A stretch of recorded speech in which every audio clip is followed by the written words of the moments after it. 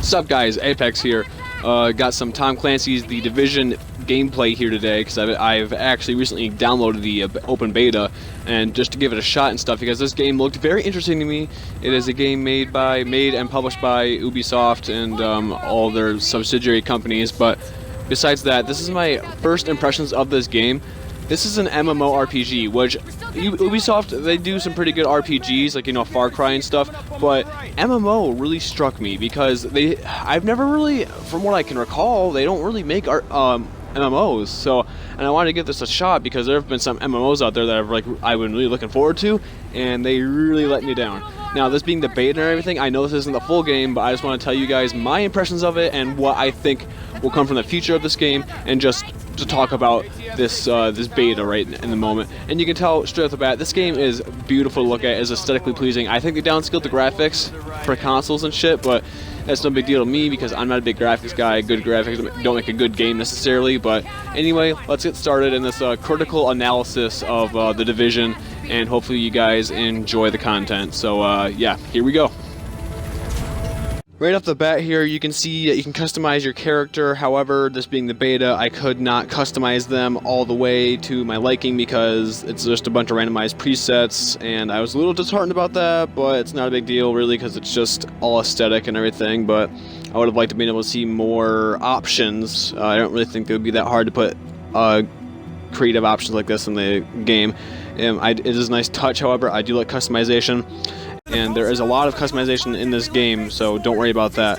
As far as the story goes now, you are in the Division, which is a special operations unit that is designed to put down any resistance or, I don't know, like factions that are trying to look for power after this virus was released on the city on Black Friday, and now it is just in complete chaos, and it has become a literal war zone, and you're meant to stop that. There are skills and abilities you can put into your character that can help them like gain a tactical edge during a combat zone, and basically these range from different things. You could either be a tank or like a techie guy or a medic. There's various upgrades and perks that go along with these. However, a lot of them were blocked because it is only the beta yet again, but it's nice to see that you have more customization beyond just character looks.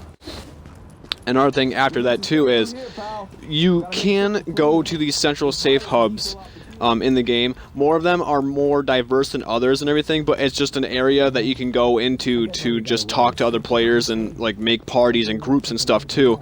And it looks like it's a very social mechanic, same to Destiny's, the tower and everything. It's just a social hub for you to just meet up with players and join groups and stuff. And another thing about this game that I really like too was the vendor system and the merchants, and how you can also buy equipment, or adversely what you could do is go to a creation station, and then you can just make like a crafting station and make weapons from getting blueprints and materials to make those weapons, instead of just having to go out of your way and grind for money in order to get these weapons and materials and gear for your agent. And moving on now to that same stuff, there is combat in the game, which I'd say about 40 to 50% of the game is combat. The AI isn't as dumb as I thought they would be. They actually throw grenades to flush you out. They take their time. They move into cover. They don't, unless they have like a baseball bat or a shotgun, they will rush you in order to get you. That is their main objective, is to kill you, obviously. There is a PvP zone. It's called the Dark Zone, and I would warn you right now, if you do that, you will be destroyed by higher levels because it is merciless. You also lose your own equipment. You can drop stuff that your character has on you, and then other players can loot it after they defeat you in the Dark Zone. Another main mechanic of this, it's like Gears of War, it's the cover system. They really push that cover system upon you. They make sure you have to stay in cover because you will get destroyed if you are not in cover. I warn you, even like a level 4 against a level 8 enemy would just tear me to shreds. Now this is the main point of the game right here. You can stash weapons, you can upgrade characters, you can upgrade your weapons and stuff too, you can buy stuff. This is like a central hub area. And now this one is in the middle of the map, or middle of the opening starting area, I guess. And they're, like I said, crafting stations. You can upgrade these places too, like a medical bay and stuff. You can upgrade them, but you need to get the resources in order to upgrade them to make it better and work at better proficiency.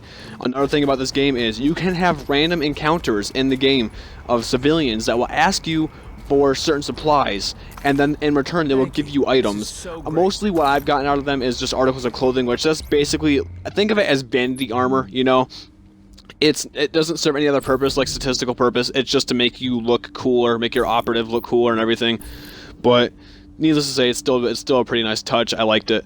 And you can customize your weapons, you can add attachments, skins, and all these other different things to the game. However, my only complaint is you cannot have any like companions or followers like this dog here. I mean, look at him, he's fucking adorable. Like, who wouldn't want this following them around and being their buddy and stuff, like just like Dog Meat from Fallout 4? That'd be amazing.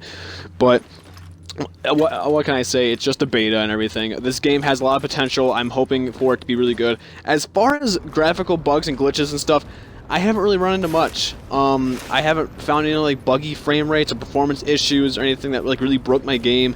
Nothing jumps out to me besides maybe this random door that leads to like nothing. That's the only weird thing I've found in this game so far.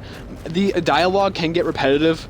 The enemies say stupid things all the time. I've heard repeated lines and sentences, but as far as the entire game goes, it's pretty solid. As for a beta anyway, it's not really anything nothing like really jumps out to me as like stupid or like completely crazy or off the walls. It borrows from a lot of games, and it also adapts and takes on those different thoughts and mechanics putting into this game. However, overall, I'd say it's a pretty good one. I might be investing my money into it, but I digress. Anyway, Apex out.